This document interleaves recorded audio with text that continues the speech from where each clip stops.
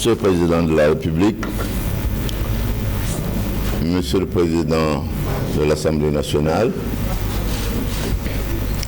Monsieur le ministre, honorables membres du Parlement, Messieurs les membres du Comité national de pilotage du dialogue national, Mesdames, Messieurs, chers invités, chacun en son nom et son rang. Mes chers compatriotes,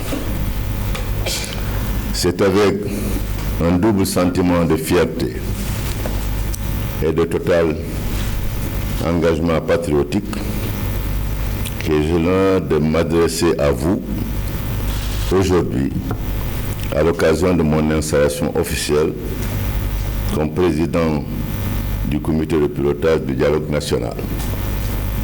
Fierté que vous m'ayez choisi pour réaliser votre rêve d'un Sénégal de concorde et de stabilité qui, à ma compréhension, n'est autre chose qu'un Sénégal de justice, de liberté, de prospérité, de paix et d'émergence.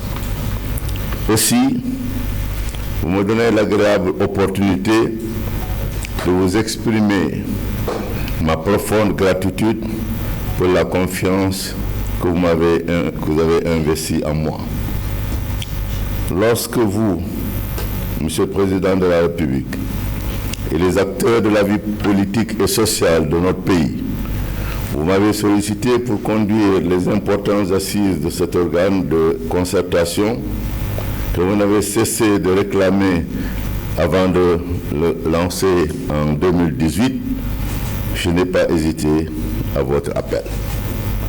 Un vif élan de soubresaut patriotique m'a aussitôt porté à l'acceptation enthousiaste de ce qui n'est pour moi qu'un devoir citoyen de la plus haute importance.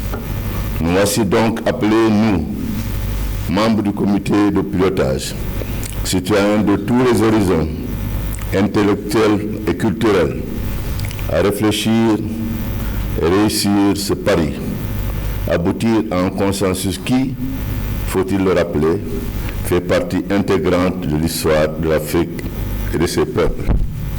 Permettez-moi, au demeurant, de voir dans notre volonté commune d'aboutir à des consensus dynamiques la réjouissance moderne des systèmes démocratiques comme l'arbre à palabres, dont l'Afrique antécoloniale s'était dotée avec fierté et dont l'efficacité historique n'était pas contestable.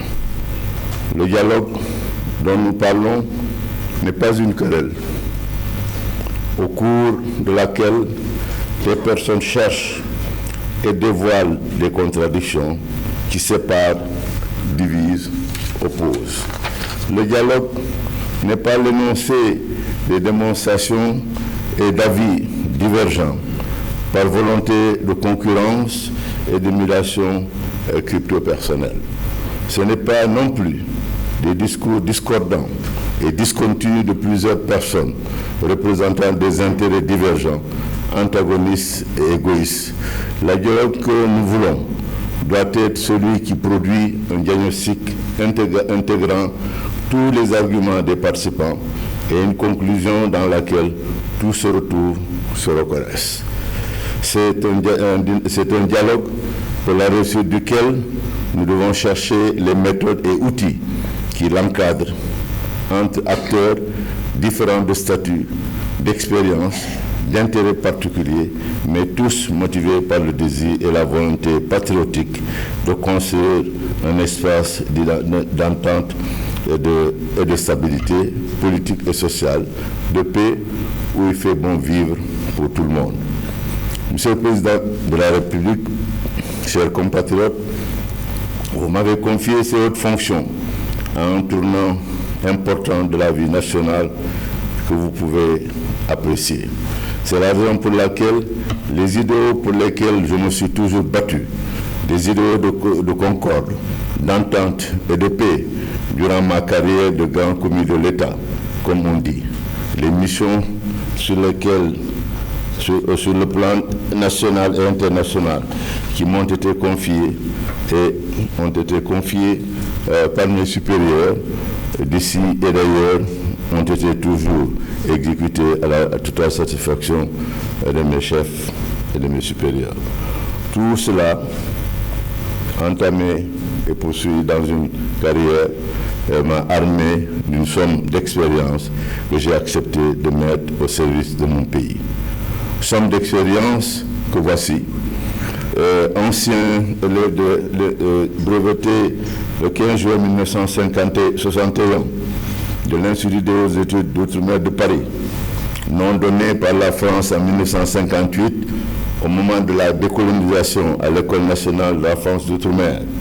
Section administration générale promotion Charles de Gaulle. Je suis devenu analyste financier après un recyclage de quelques années en banque et en finance en France et aux États-Unis. Ma carrière de 42 ans, bien remplie, en bref, s'est déroulée dès mon retour au Sénégal en 1962. J'ai rejoint le ministère de l'Intérieur où un conseil de cabinet présidé par le président Mamadou Dia m'avait affecté en août 1961. Le ministre de l'Intérieur de l'époque, M. Valdiodio, me mit à la disposition de la direction des affaires politiques et administratives, qu'on appelait APA, qui représentait à cette époque-là 70% du ministère de l'Intérieur. Dans le cadre de cette direction des APA, j'ai fait mon apprentissage de l'administration auprès d'agents de tout grade pendant un mois avant d'occuper successivement des fonctions de chef de bureau de la police, des associations, des débits de boissons, des secours, des loteries et des jeux de hasard, de chef de bureau et de chef de service de l'administration générale et territoriale qu'on appelle aujourd'hui la DAGAT et de directeur adjoint des affaires politiques et administratives. Au lendemain des événements de 62, M. Abdoulaye Fofana, nouveau ministre de l'Intérieur, me fit l'honneur de me nommer en juillet 1963 sur dérogation accordée par le président de la République concernant mon âge, premier Sénégalais directeur de la protection civile avant de me faire envoyer à l'École nationale de la protection civile de Nainville-les-Roches en France pour une formation accélérée en matière de protection civile et une mission d'information auprès du préfet Raoul, mon homologue français. La suite de ma carrière me conduisit successivement aux fonctions de directeur de cabinet du ministre de l'Enseignement technique, professionnel et de la formation des cadres, au ministère des Finances, en qualité de directeur adjoint du mouvement général des fonds, alors que M. Jean Collin était ministre des Finances. Et après mon recyclage en France et aux États, en banque et en finance, je devins, sous le ministre Babacar Ba, ministre des Finances et des Affaires économiques, conseiller technique chargé de la coordination des activités financières et des relations avec les institutions internationales de financement du développement. Ma carrière me mena ensuite dans le secteur de la gestion et du management. Je fus d'abord nommé président directeur général de la Société nationale d'assistance et de garantie Sonaga, ensuite directeur général de la Banque nationale de développement du Sénégal, puis administrateur de l'administration autonome de la zone franche industrielle, faisant ce que fait aujourd'hui l'APIX. C'est après 25 ans de loyaux et dévoués services que j'ai accepté mon premier poste de membre du gouvernement. Il m'a été donné ainsi d'occuper les postes suivants au gouvernement. Ministre du développement rural, j'avais à l'époque l'agriculture, la pêche et l'élevage ensemble. Ministre du développement industriel et de l'artisanat, j'avais l'industrie, l'énergie, les mines, la géologie et l'artisanat ensemble. Ministre de l'Intérieur chargé cumulativement de la décentralisation, de l'aménagement du territoire, du développement communautaire et des mouvements féminins. Ensuite, ministre de l'économie, des finances et du plan, et ministre de l'économie, des finances et du plan, chargé de la coopération économique africaine. Ma vie gouvernementale s'est arrêtée le 2 juin 1993 suite à ma nomination comme président du Conseil économique et social, quatrième personnel de l'État. J'ai quitté l'attelage gouvernemental à cette date-là pour convenance personnelle. Le président de la République de l'époque, par décret, m'a fait l'honneur de me conférer le statut de président honoraire du Conseil économique et social pour avoir dirigé l'institution pendant 10 ans. Monsieur le Président de la République, je voudrais rappeler brièvement une partie de l'histoire de ce pays en disant qu'au lendemain de l'indépendance de notre pays, les administrateurs civils, corps auquel j'ai l'honneur d'appartenir, comptaient parmi les meilleurs cadres du Sénégal. Fonctionnaires d'autorité, formés pour la gestion des affaires de l'État, les administrateurs civils ont toujours eu, entre autres choses, le don de posséder une parfaite maîtrise de deux choses importantes dans la vie.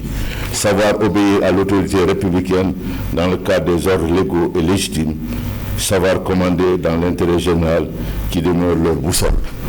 Pour pouvoir répondre donc à votre attente, Monsieur le Président, je ferai appel à mon expérience d'administrateur civil, de banquier et de financier, et en espérant que les appels recevront une réponse qui permettra à mes collègues du comité de conjuguer le même verbe que moi et de faire en sorte que ce que vous attendez de nous soit accompli à votre plus grande satisfaction. En tout cas, qu'on est dans le sens des raisons pour lesquelles nous avons été nommés comme membres du comité de pilotage. La vie politique, j'appelle donc tous les acteurs de la vie politique et sociale, les membres du comité de pilotage, tous les citoyens de bonne volonté patriotiques, à conjuguer nos efforts pour la réussite de nos projets et de nos idéaux. J'appelle tous à éduquer notre être en le dotant des valeurs nécessaires qui s'imposent, à savoir l'écoute active, l'humilité sincère, le respect, le sentiment de responsabilité et la confiance au génie du peuple, de notre peuple. Je vous remercie.